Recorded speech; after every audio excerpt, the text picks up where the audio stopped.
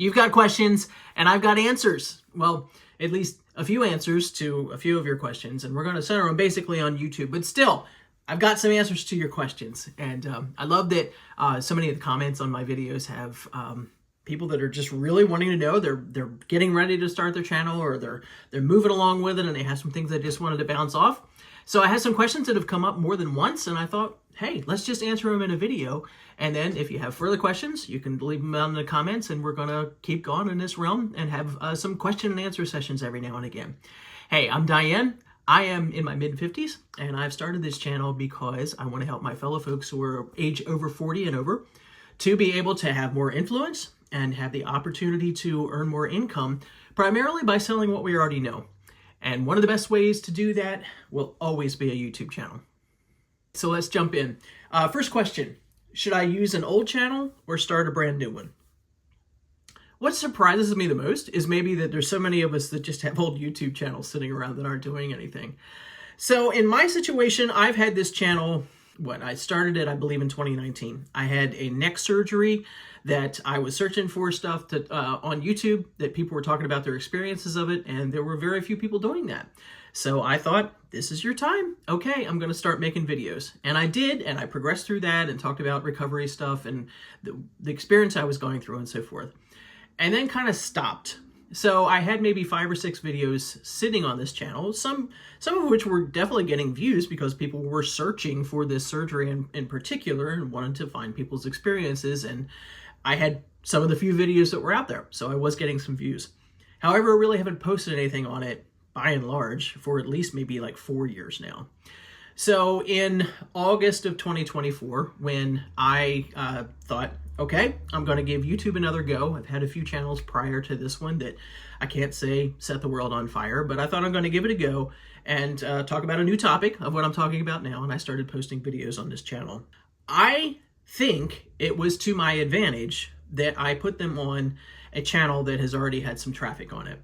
Now, I can't prove that, but I have heard some people that are smarter than me about YouTube say that having an older channel that's been established, maybe doesn't even need to have videos posted on it, but certainly doesn't hurt that it does, is an advantage.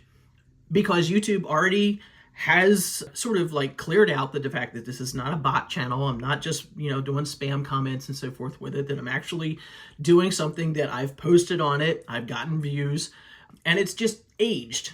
And in the SEO world, the search engine optimization of when you're trying to get things to like show up on Google higher, things that are aged, an older domain helps. So maybe that same thing is helping here. I don't know exactly all the reasons that are causing it, but I do feel like my earlier success of getting higher views now might have something to do with the fact that I used what I term as an old dusty channel, and I blew the dust off of it and just started posting again. So if you don't have one, you're fine. I will give you a little bit of a tip of what I think will help your channel as you start it up before you start posting videos on it. And that's, if you have in mind what you're going to be talking about or what your niche might end up being, that you use that channel specifically to watch a lot of videos that are in that same topic area and to comment and like them, so that you give maybe a week or two that you have that behavior on your channel that's already establishing in YouTube of that this channel might be associated with this subject matter, and you're a real human doing things, and you're not leaving spam comments or anything that's just going to make it feel like, okay, this might be a channel that maybe we don't want to promote if anything gets posted on it.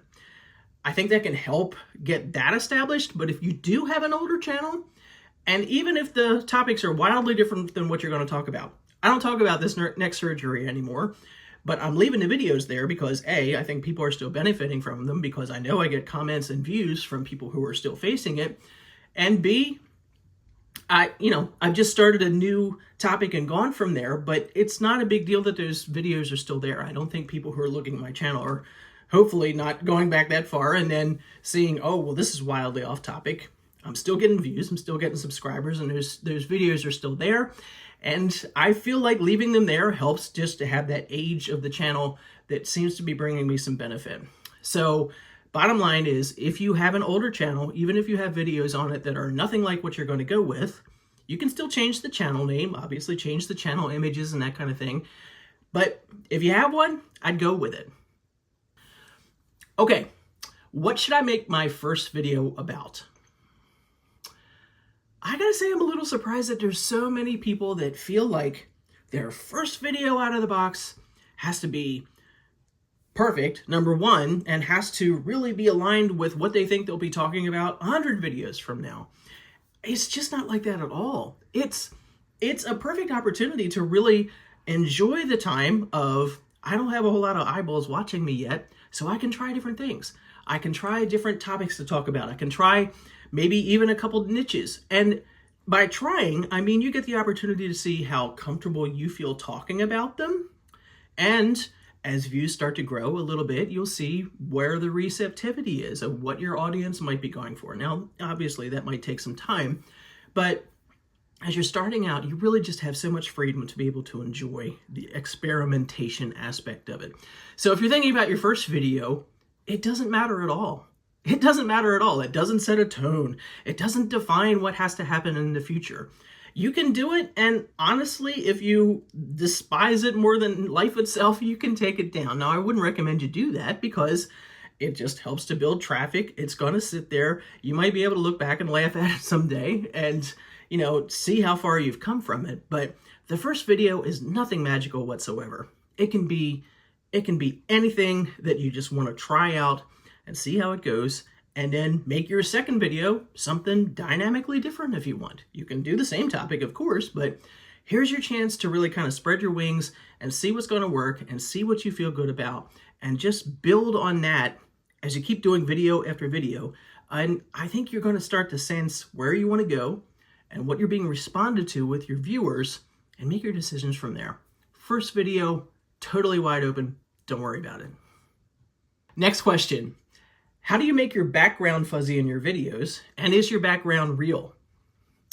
I don't think about the fact that people make a lot of backgrounds with AI now. I guess that's more prevalent than what I'm thinking. But yeah, this is real.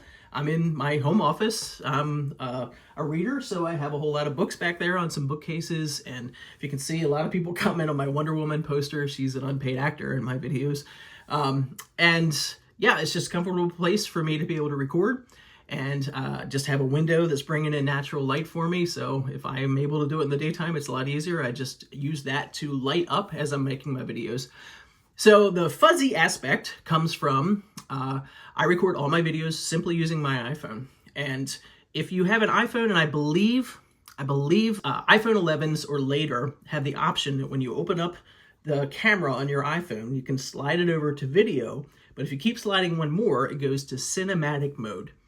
And I record using that, and I think that affects the depth of field somewhat, so it gives that fuzzy background on it. I just think it's a little classier looking, gives more of the focus on the speaker in the video, and if you want to try and replicate that with what you're doing, certainly give it a try. I think maybe there's something that's like that on Android phones too. I don't know for sure because I'm totally an iPhone girl, but cinematic mode is all it's doing to give that a bit of a fuzzy background on my videos. All right, next question. If I start a YouTube channel, do I have to be on Instagram and Facebook and X and all the other platforms to promote what I'm doing on YouTube? All right, the short answer is absolutely not. If you want to be on other platforms and you want to have some of your content coordinate with each other and do some cross promotion and put an Instagram story up and have a link to your YouTube channel, follow me on YouTube from there to maybe draw some of your viewers that are on Instagram that haven't connected with you yet on YouTube, sure, that's great, and it will bring you probably some additional viewers. However, my situation, I have a full-time job. I have plenty of other things going on with my time, and I want to focus on my YouTube channel. And I'm choosing to focus on my YouTube channel only in the content creator realm. I don't want to spread out my efforts. I don't want to spread out my attention and my time. I want to build a YouTube channel, and that's what I'm doing. So I'm giving it my sole focus and not feeling like, oh, I have to do all these other things too because that'll get me more viewers on YouTube, because I'm not sure it's going to bring you that big of a payoff, especially if you're just starting out. I would recommend the route that I'm taking, especially if you don't have a whole lot of extra time, that you just singularly focus and you get better at YouTube, because every time we post a video, we learn things and grow from it. So If you're thinking about the other ones and you have the time and the bandwidth to pull it off, great. But if it's going to be a time pressure for you, stick with just one. All right, this one gets me a little bit. Why would anyone want to listen to me?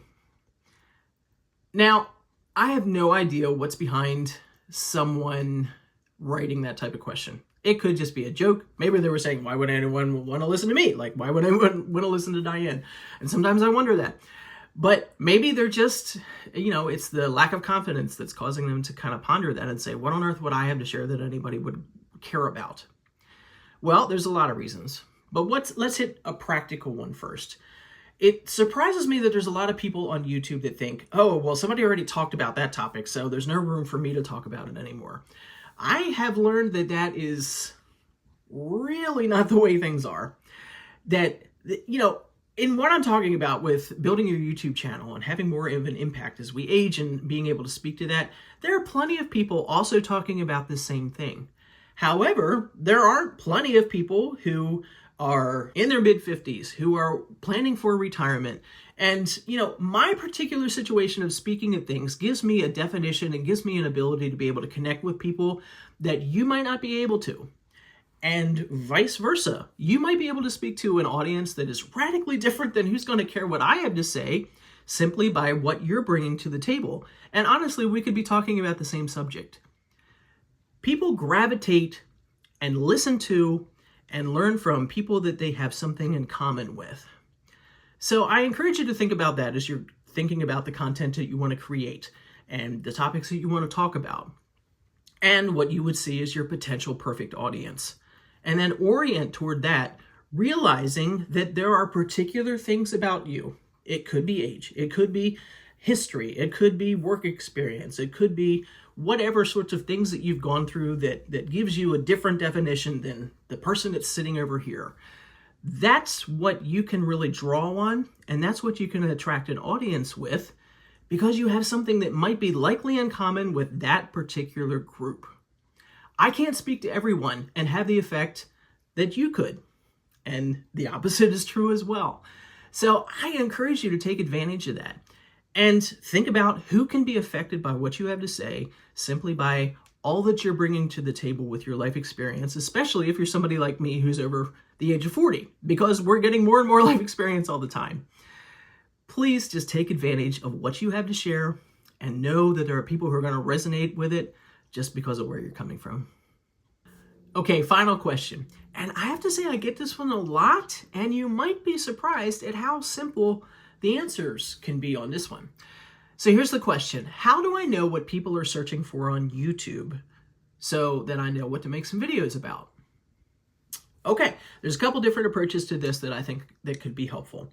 So when you're getting an idea of what you want your niche to be, or the topic that you're going to follow generally for the majority of the videos that you expect to be posting.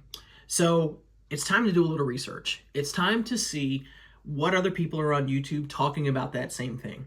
Now, I will say, if you have an idea that you do some research and you can find that absolutely no one on YouTube is talking about it, that's not a good thing. You might think, wide open space.